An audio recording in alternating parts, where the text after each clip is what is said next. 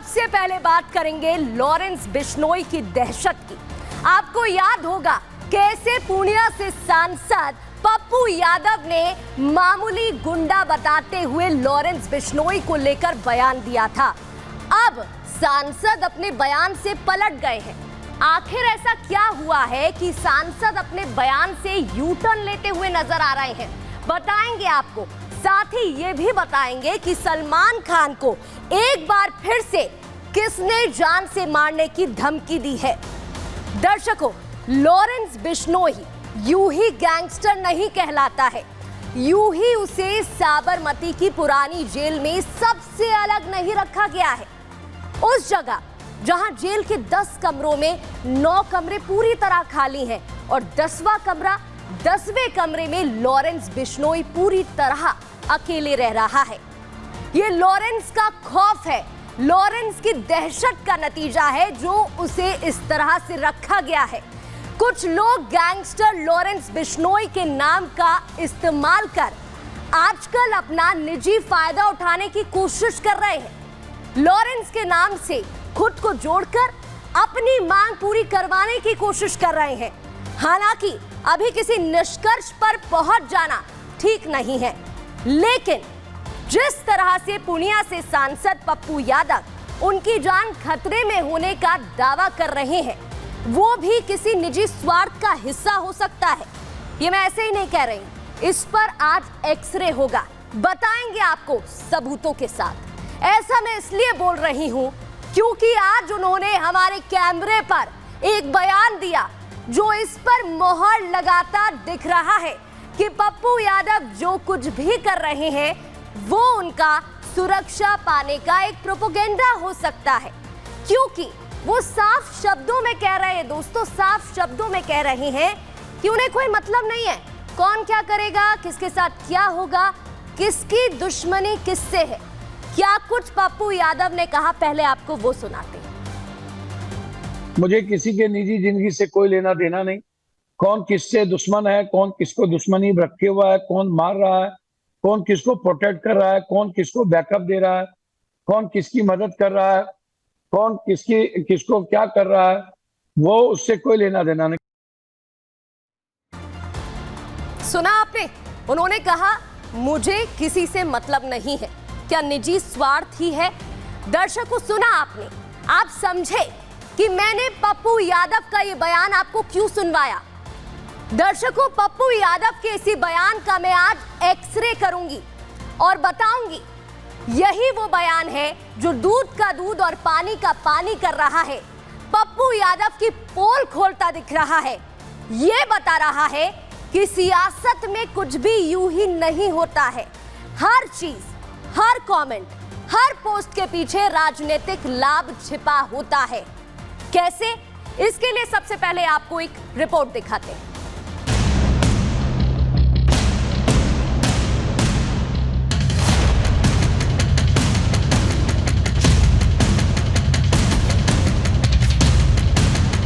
मुझे किसी के निजी जिंदगी से कोई लेना देना नहीं। कौन किससे दुश्मन है, कौन किसको दुश्मनी रखे हुआ है, कौन मार रहा है, वो उससे कोई लेना देना नहीं।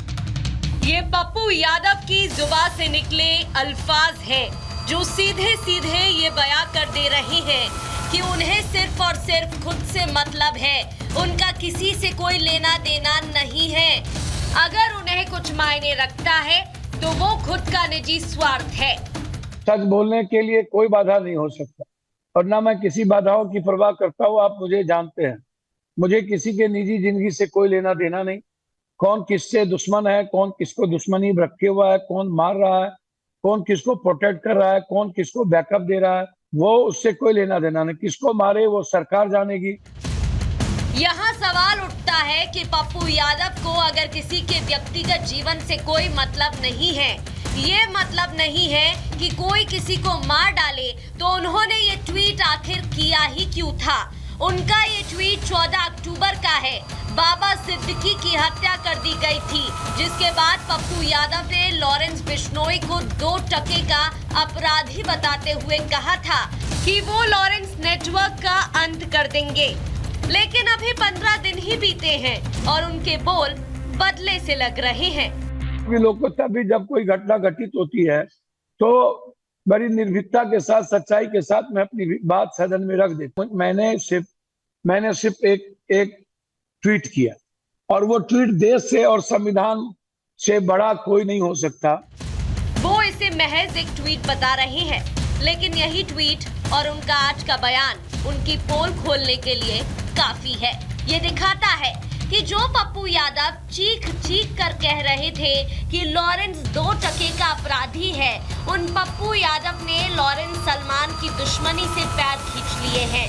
वो समझ गए हैं कि उन्होंने लॉरेंस से गलत पंगा ले लिया है, इसलिए वो अब साफ कह रहे हैं कि उनका किसी से कोई लेना देना नहीं है।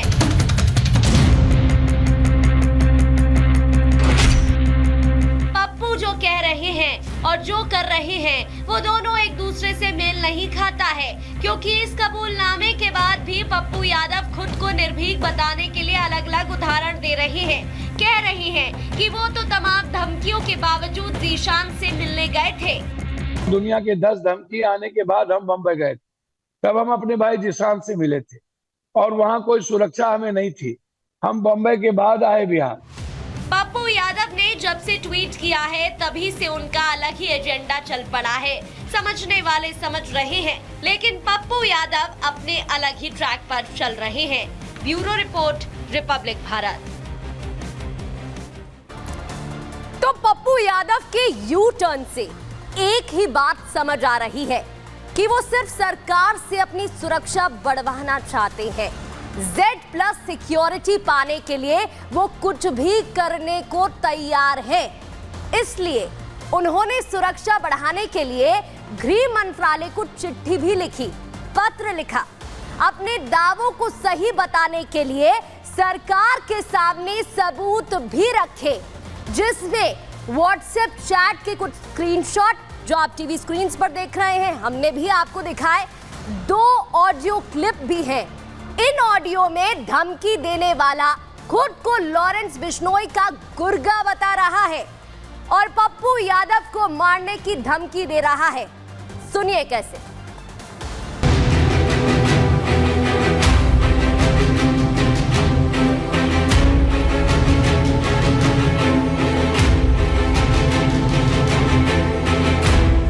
ले सुन ले भाई की तरफ से, ये कच्चे चबा दिए ना 1 घंटे के, और अब गिनती चालू कर दे। ये ऑडियो क्लिप पप्पू यादव ने गृह मंत्रालय को सौंपी है। ये ऑडियो क्लिप दिखाकर वो दावा कर रहे हैं कि लॉरेंस गैंग की तरफ से उन्हें धमकी मिल रही है।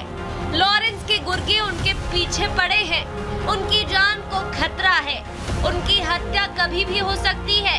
इस बात को उन्होंने गृह मंत्रालय को सौंपी चिट्ठी में भी लिखा है।